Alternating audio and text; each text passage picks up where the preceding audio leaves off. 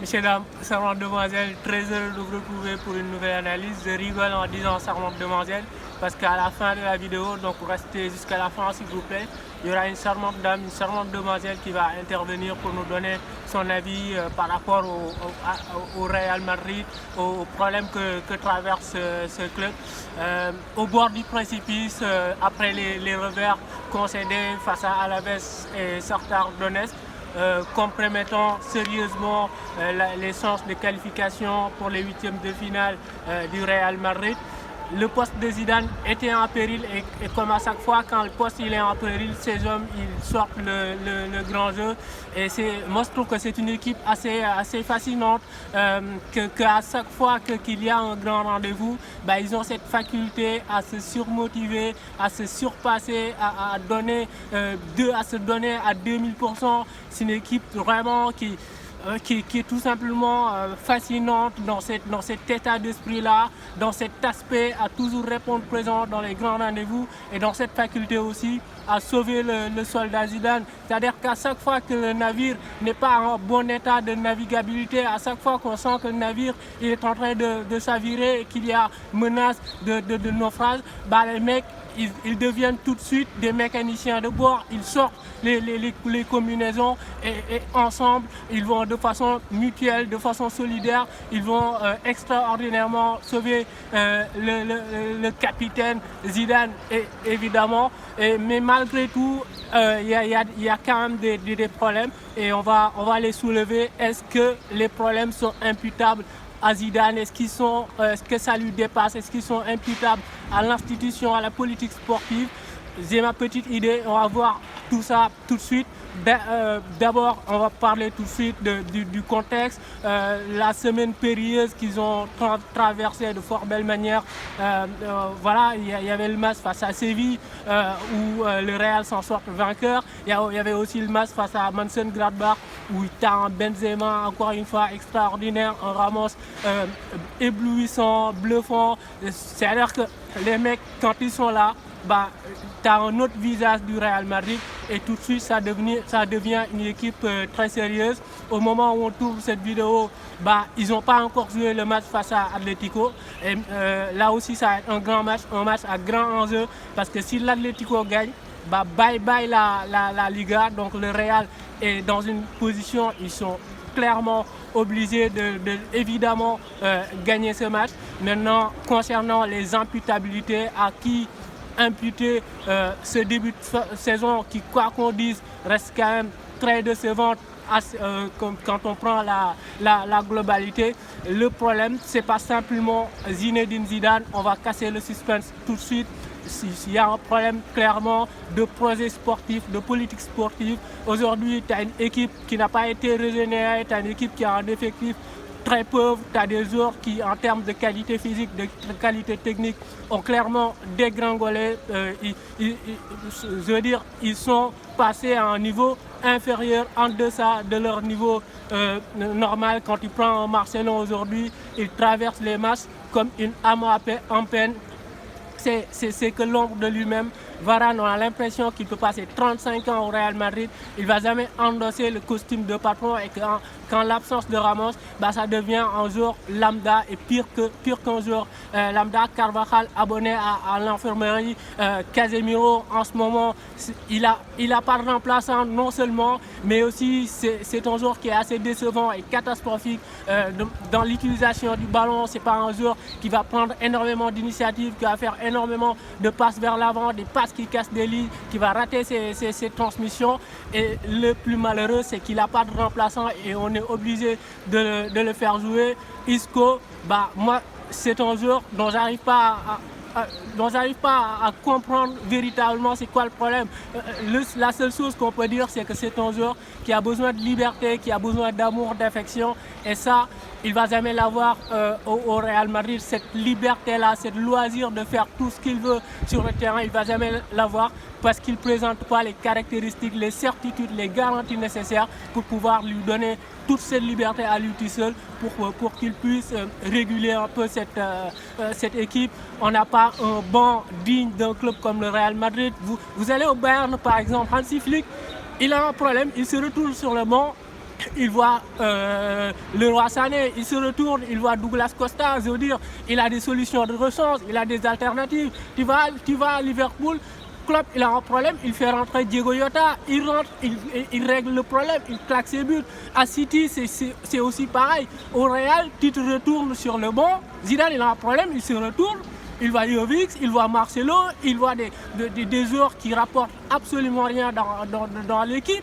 Il voit des Mariano Diaz par exemple, mais il a mal aux yeux tout simplement. Il va prendre ses lunettes pour voir s'il est en train si exactement c'est le banc du Real Madrid qui est derrière lui. Donc voilà, l'appauvrissement de l'effectif, ce banc qui n'est pas XXL, qui n'est pas assez fourni, le symbolise un peu.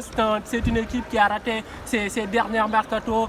Le dernier mercato là, de cette saison, cet été, ils ont fait aucun achat. Et un club comme le Real Madrid, moi je veux bien considération économique, pandémie, etc. Mais vous pouvez quand même être créatif. Vous pouvez quand même activer vos réseaux. Mécaniquement, il y a des mécanismes dont peut disposer Florentino Pérez pour pouvoir aujourd'hui attirer des joueurs en prêt ou je ne sais pas moi. Aujourd'hui, tu laisses partir des Reguilon et des Hakimi et tu te retrouves sur les flancs avec des Nacio et des Vasquez. Ferland Mendy, il a même joué latéral droit cette saison. C'est vous dire qu'à ce poste de latéral droit, il y a un manque criant. La saison dernière, ils ont dépensé énormément d'argent, un mercato vraiment onéreux, mais il n'y a personne qui a été rentable. Aujourd'hui, le seul joueur calibre Real Madrid, c'était Eden Hazard, et Eden Hazard, c'est une catastrophe, c'est un désastre en ce moment. Militao, Jovic, c'est un désastre, c'est une catastrophe, accident industriel, j'ai même envie de dire. Donc voilà, c'est une équipe qui a quand même raté ses mercatos, et c'est une équipe qui a changé de paradigme, qui a changé sa stratégie de recrutement. C'est-à-dire qu'avant, on recrutait des mecs, tu entendais les noms, ça te faisait fantasmer. Les noms, c'était Zidane, c'était Figo, c'était Ronaldo, c'était CR7, c'était Kaka, c'était Gareth Bale à l'époque à Tottenham, il était extraordinaire. Tu entendais les noms, mais ça te vendait du rêve. Maintenant, les noms, c'est Vinicius, c'est Rodrigo, c'est Kubo, moi j'aime bien, c'est mignon et tout, mais quand même, c'est des joueurs qui sont en apprentissage. Et aujourd'hui, tu achètes des joueurs dans une dynamique, dans une perspective de les inclure un peu dans la rotation, c'est-à-dire que c'est une politique de rotation, c'est clairement des joueurs de rotation, c'est des jeunes prospects que tu déniches un peu partout en Europe, en Amérique du Sud, etc. pour les incorporer dans l'équipe et les faire progresser progressivement pour qu'ils prennent du rythme, pour qu'ils s'aguerrissent, etc. Mais aujourd'hui, moi, à leur décharge, tu ne peux pas exiger des joueurs comme Vinicius, comme Rodrigo, comme Odegaard et bien d'autres, d'avoir le rendement d'un joueur calibré pour être titulaire au Real Madrid. Je veux dire, il y a un certain temps à leur laisser parce que les mecs, tu regardes par exemple Vinicius, tu comprends clairement qu'il a énormément de choses à apprendre, tactiquement, techniquement et même cérébralement, dans la façon de comprendre l'espace, dans la façon de combiner, dans le dernier geste, quelle surface du pied utiliser, quel dosage utiliser. Donc voilà, moi je veux dire, c'est une politique qui ne répond pas aux exigences du Real Madrid parce qu'au Real, le futur, c'est le présent et il y a cette dictature du résultat et il y a cette exigence, cette notion d'immédiateté, de rentabilité. Et ces jours-là, ils ne peuvent pas te rapporter. Maintenant, là où les problèmes sont imputables à Zidane, c'est sur le terrain, c'est sur la pelouse, évidemment, parce qu'au Real, on regarde les matchs, mais on ne voit pas d'animation, on ne voit pas de plan de jeu concret, cohérent, pertinent qui puisse permettre au Real de développer son jeu. On ne voit pas des circuits qui sont répétés et qui sont automatisés, systématisés. Aujourd'hui, quand on regarde le Real, on a l'impression que c'est une machine à centrer. Vous savez, il y a cette caricature qu'on fait un peu en disant FC centre, parce qu'on va sur le côté et puis on centre. Cette semaine face à Gladbach, ça a réussi parce que tu avais Vasquez qui s'est bien appliqué, tu avais Karim Benzema qui vient en jeu de tête extraordinaire. Et justement, il te faut ça, il te faut des joueurs qui ont une qualité de pied extraordinaire, de la présence axiale et des milieux de terrain qui arrivent en seconde lame pour prendre les seconds ballons. Et pourquoi cette façon de jouer, il réussissait? Parce qu'avant, tu avais Marcelo qui était excellent sur ce domaine et tu avais un mec quand même comme CR7 le mec quand même c'était quelqu'un quoi en termes de détente, etc.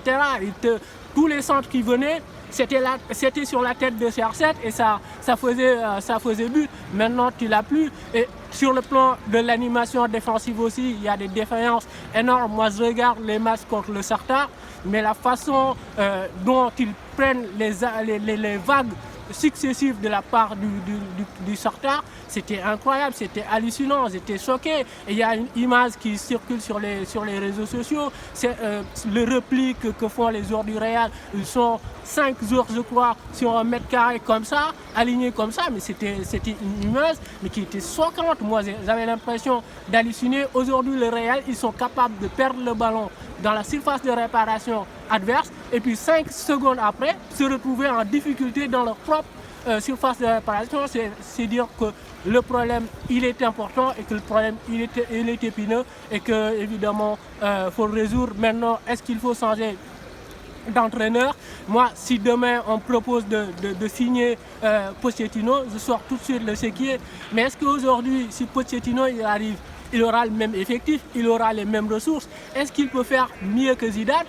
Moi, en ce moment, je suis incapable de répondre à cette question. Et on a vu plein de fois des exemples, il y en a des foisons, il y en a à l'appel, il y en a des tonnes, que les changements d'entraîneur, c'est pas le plus productif. Les changements d'entraîneur ne garantissent pas un regain de confiance, c'est-à-dire une nouvelle santé pour une équipe. Regardez le Barça, ça fait 3 entraîneurs en 1 an.